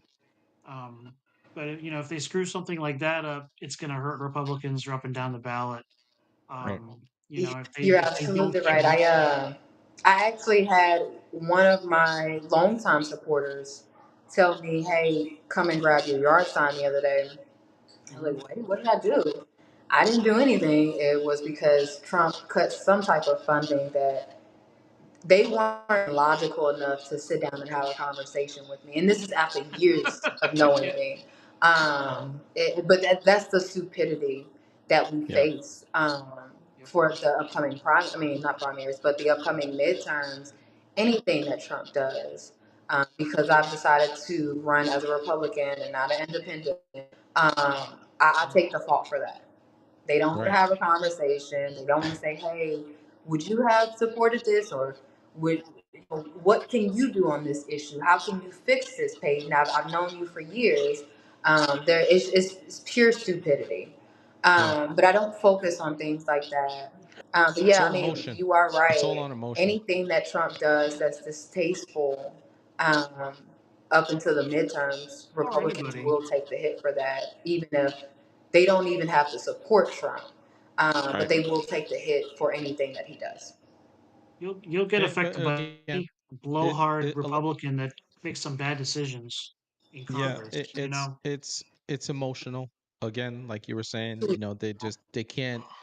they can't think logically and try to process what was the train of thought when that happened, and then if we have to fix it, and not even realizing maybe it was fixed because of A, B, and C was causing, you know, D, E, and F. And they can't Mhm. think like that. And a lot of people unfortunately don't think like that. Like we have one of the things I always say about our viewers is they're all true tellers and true seekers, right? So like they we have a very, very smart chat, okay? And they all, okay, go in on things and look at things and do their own research, what no matter what we're covering on a show, they have information on it. There are times where they, as you've seen tonight, they add to the conversation, right? And they just bring up stuff. That's Mhm. how it is. um and I will say this, and obviously you don't have to worry about it. I have no worry for you, Peyton. You're fearless. We can see it in you. We can see that you got the eye of the tiger, okay? And you're hungry, all right? And you're hungry to fix things, and we need more of that. um you're 100% correct. We need more of that. So I'm hoping with with you running and people seeing you run, that you get more people that pop up, and like you said, even if you lose the first time, don't quit. Just do it again. If you're really on it, okay, and you standing on business, then just do it again. Yeah. At some point that door is going to open, and I think your door is opening a lot wider for you now. I can see it. Yep. The amount of support that I've received within the last, what month is this? It's about to be August. The amount of support I've received in the last 4 months is more than I've received in the last 3 years of my public Great. speaking. Awesome. Um, the first time I ran, I was taken off of the ballot because the state of Texas said I didn't have enough signatures. I turned in Mm, 700 signatures. I only Mhm. needed 500. They took me off the ballot. The Mhm. last election I ran in, I came in last place.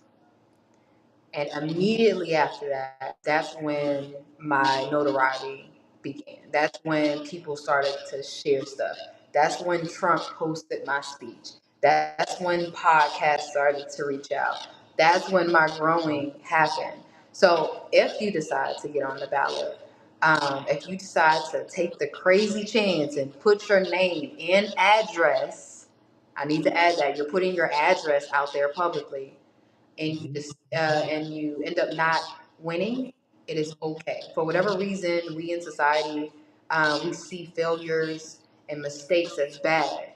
As long as you can learn something and actually implement it differently and go for the same goal or get better, you did nothing wrong. It wasn't a failure.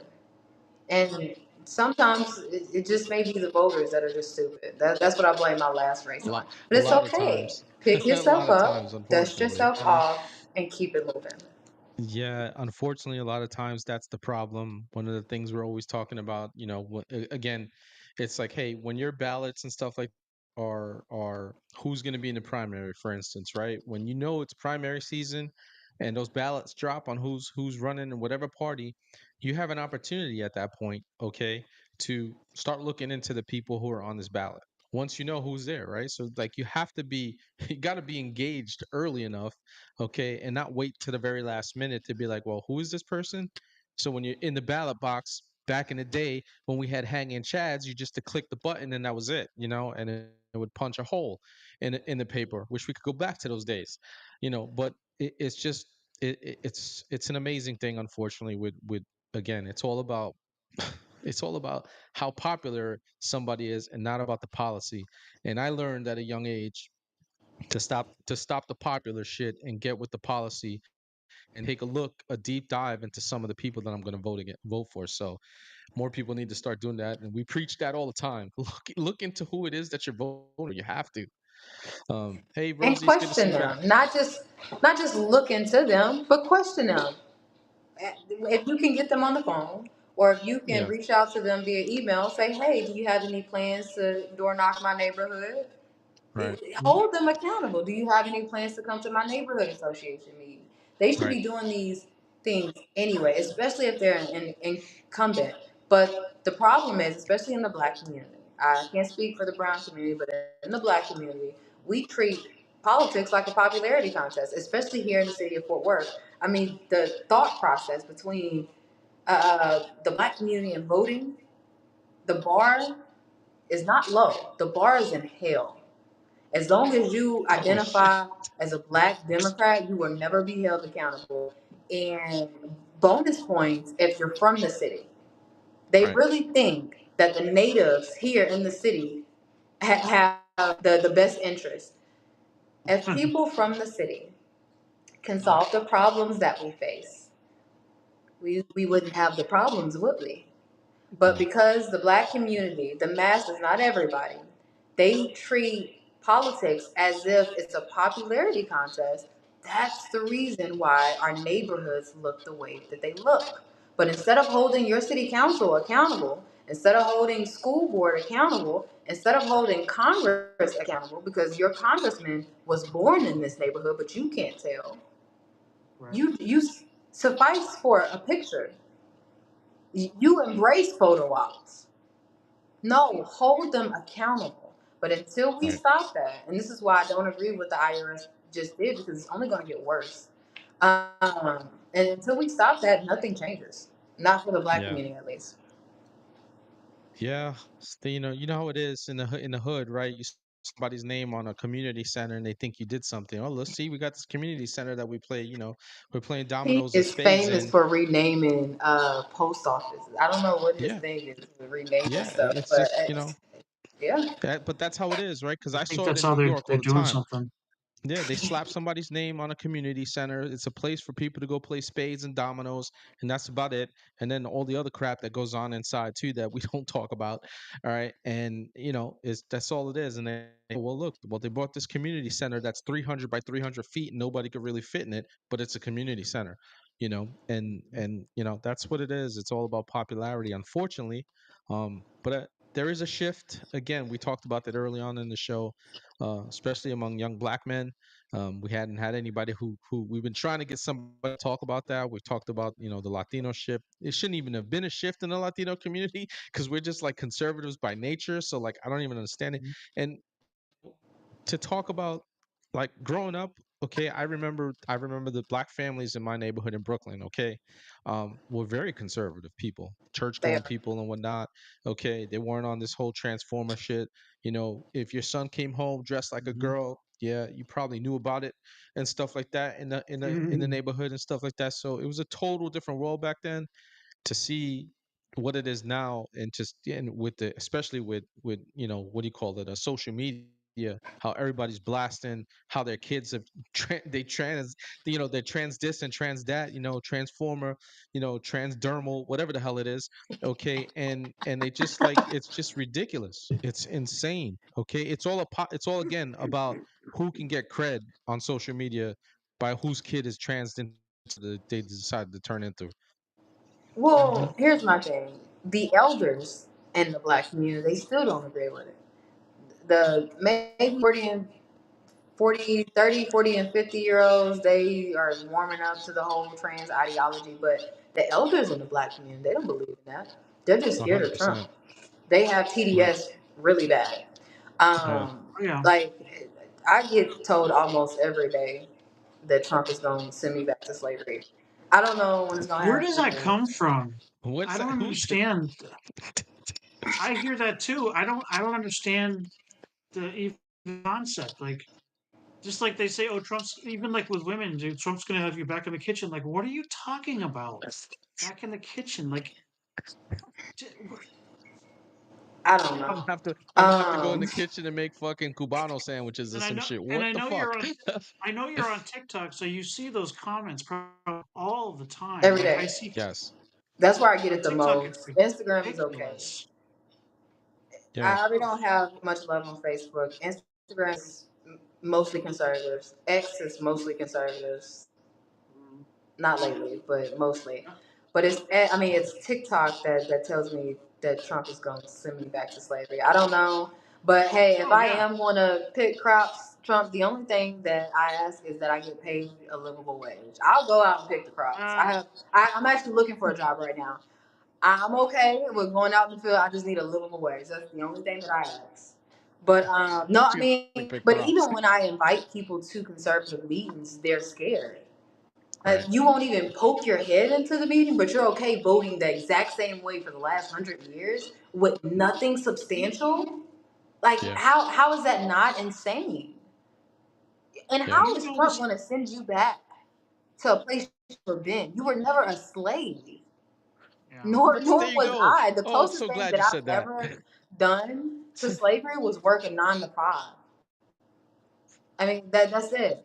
My first job was at Sonic, and it was a tip wage. I worked for $3.13 an hour. That's the closest I've ever been to a slave. But I mean, it's fear At mongering. Sonic. But I don't blame the Yeah. politician anymore. Yeah. I Don't blame mess Right. the with. community Don't be because putting down the Sonic saying and the rest goes, of if you Sonic. want to hide something from a black person, put it in a book, and it's still valid. But the harsh reality is, we are beyond the technology age. We have phones in our hands all day, and instead of Yeah. researching Um, something that actually change our mindset and elevate our lifestyle, we're on TikTok. I love TikTok. Or we're on Instagram. Or we're on YouTube, but we're not using it for YouTube University. We're watching something stupid. We're on Netflix. We're on Hulu, Disney Plus. Do something productive. Educate yourself before you open TikTok and try to debate someone in the comment section, someone that has done more than you. Before you try and um, critique my policy or my lifestyle or my party affiliation, I need you to take every step that I took. Me Right. running for Congress and being knocked off the ballot last minute. Me running for city council and coming in dead last. And me turning around, running for Congress the very next day. Actually, it was the night that I lost that I announced my run for Congress because I knew I wasn't going to quit. I'm never going to quit. I really want to see our government change. And it was the time, it was at the point in time where I was about to give up on politics. Once I seen the mhm. flaws in the Democrat Party, and I really thought that all Republicans were racist, I'm like, why would I go out and vote for Democrats if you're just as bad as Republicans? So at that very Right. moment, I said, I'll never go out and vote again. And Right. then it woke me up. I was like, no, I'm gonna run for office. I didn't take the easy route. I didn't ask for permission. I was never walked into any position. These are not open seats. I'm going against incumbents, Mhm. millionaires, running a grassroots campaign. How insane can I be? But I it's have it though. doable. We have the numbers. I can do it and you can do it. So I challenge anyone that's hearing me in their heart, just in their mind and their ears. But if you can hear me in your heart right now, please run for office. And if you need help, reach out. I will help you with your website for free. I built my own website. My background is in accounting. I can help you if it's within my capacity. I can't help everybody, but if I truly believe in your policy, your platform, I will help you as much as I can. As long as you are Amen. willing to fight the fight, because it is not going to be easy, especially if you're going against an incumbent. Amen. Can I ask one question before I don't know how much longer we're gonna go, but I just wanted to Get, ask you get, this one thing real Yeah. quick. no, no, go ahead, go ahead. Do you know we see all with these like blue cities? How long has Dallas or Fort Worth been run by Democrats? Like how long has it been? Like 50 years, 30 Well, years? Like that I can't answer intelligently. But what I can give you is a roundabout. yeah. From all of what I know, Dallas has always been until recently. Mm, And I say always, but not like forever. But as long as right. I've been here for the last 20 years, from what I know, don't misquote me, but it's always been blue. Until recently, the mayor came out, and right Mhm. after an election, he changed his party affiliation. But all Right. elections, they're nonpartisan, or at least they're supposed to be. So him Right. changing his personal political affiliation didn't really change the color of Right. the city, if that makes sense. Mhm. And I do want to say Understand. I don't respect what he did. If you're going to change your political affiliation, do it before an election. But he Right. knows that the city of Dallas, while Dallas County is more conservative than Fort Worth, the city of Dallas is definitely blue. So he probably would have received a lot of pushback, if not lost that Mm, election, had he done that before the election. So he's a sure. Republican now. I wouldn't call Dallas a red city though. Now, in regards to No, Fort I Worth, wouldn't I either. would say that Fort Worth is fairly new to the blue side, especially after this recent local election in March. Um, Half of our city council, if not more, is liberal. And like I said Right. before, while we have a Republican mayor, she's not like a hardcore conservative. But Tarrant County, remember, is the largest red county in the nation. It's just the city of Fort Worth is the biggest city Right. within that county. So yes, but oddly enough, I know at least more Black conservatives I know are in Dallas County, which I'm excited. When I went over there, when they invited me out to that town hall in DeSoto, I was shocked at how diverse the room was. And it's not that diversity matters; it doesn't. But to Right. see the community wake up and completely abandon the Democrat Party in their foolishness, I was proud because again, I don't get that embrace from the Black community when it comes to conservative spaces. I don't see my skin color in these meetings at all, which I'm okay with blazing a trail. But again, I need people to come out and support so that way I know that it's here. I know that we have the support in Tarrant County. I know that we have the support in Dallas County and throughout the DFW within District 33. Excellent. Absolutely. Well, well, fam, we're about to wrap it Mhm. up here soon. We had Payton Jackson with us tonight, U.S. House of Awesome. Representatives, Texas 33. Fantastic conversation tonight for a fantastic candidate for that area. So, on the way out, though, Payton, before I close out, is it okay if I pray for you, hon? Ah, please. Yeah. I'm gonna say a prayer for you really quick. This is a moment. This is my moment of truth prayer that I pray for people who come on the show when they're doing things like you're doing. All right, it's very important that we hold that. Okay, so I'm gonna pray for you really quick. All right, hon. Okay, thank you. You're very welcome. All right, Father in heaven, we give you praise and glory. Thank you so much for your word. Thank you so much for revealing your heart to us and revealing your will to us.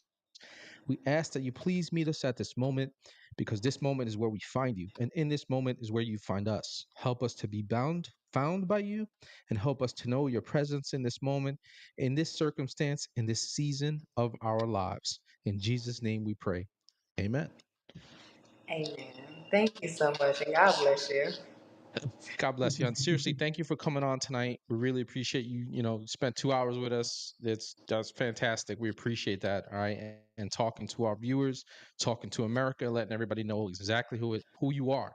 So, fam, August 5th, make sure if you're in her district, please got to show up, represent, and hoot and holler behind her every time she says something that you like. Okay. So they know that you are supporting her. Make sure that you're taking a look at the other candidates like we talked about, but she's the one that you need right now. She's the one we need in America, and we need more like her. So, um, thank you again, Peyton. We really and truly and totally We appreciate really you appreciate it. spending your time with us. It was an We honor. The conversation was amazing. And thank you guys. God bless. we were Thank reaching you. out to a lot of people, Peyton, and we're still doing it, but like you got back to us right Yeah. away, and we absolutely appreciate it. We want to highlight good candidates, okay, and because we talk about it a lot. So again, once again, thank you very much, and God bless you, and He will continue to shine His glorious light not only on you but on your path, Peyton. You're a hard charger and a rock star. We got you. Thank you. All right, fam. Mm. All right, Red Day. I'll take us out, man. I got to get going because my Alrighty. parents are here. My parents are still hanging with me too until tomorrow. Understood. Thanks, All Peyton. right. Thank you again, Peyton. Guys. Well, America, that was Peyton Jackson. Okay, we have to make sure that we support candidates like this. Okay, um, God is trying; He's busting His hump. Okay, to get more people on the show. I'm reaching out to people too. So we're trying to bring more candidates for you guys, and you heard her story, you heard her positions, you know where she's at. She's what we need. She's a conservative firebrand, a young conservative firebrand that people not only in my generation but the generation behind me and the generation before me need to make sure that we support, right? Because the only way we're going to fix this country is with candidates like her. All right. And listen, she's in a fight. She's been fighting now for a little bit, and a couple of years now. She hasn't stopped quitting. So that doesn't mean if she can continue to fight, we can continue to fight with her. So as we prayed with her, like I said, God will continue to shine His glorious light on her, and continue to light her path. She is, like I said, a conservative firebrand. With all of that said, I am the Big Red One Guy signing out. And remember that together and only together can we break the machine. God bless you all. God bless America. And I will see you on Wednesday, fam, for another episode of Warrior Wednesday. I will have Suresh Madhavan with me, and we will get into his company and whatnot. Should be a good episode. You guys will enjoy it. Have a good night, fam. See you all on Wednesday.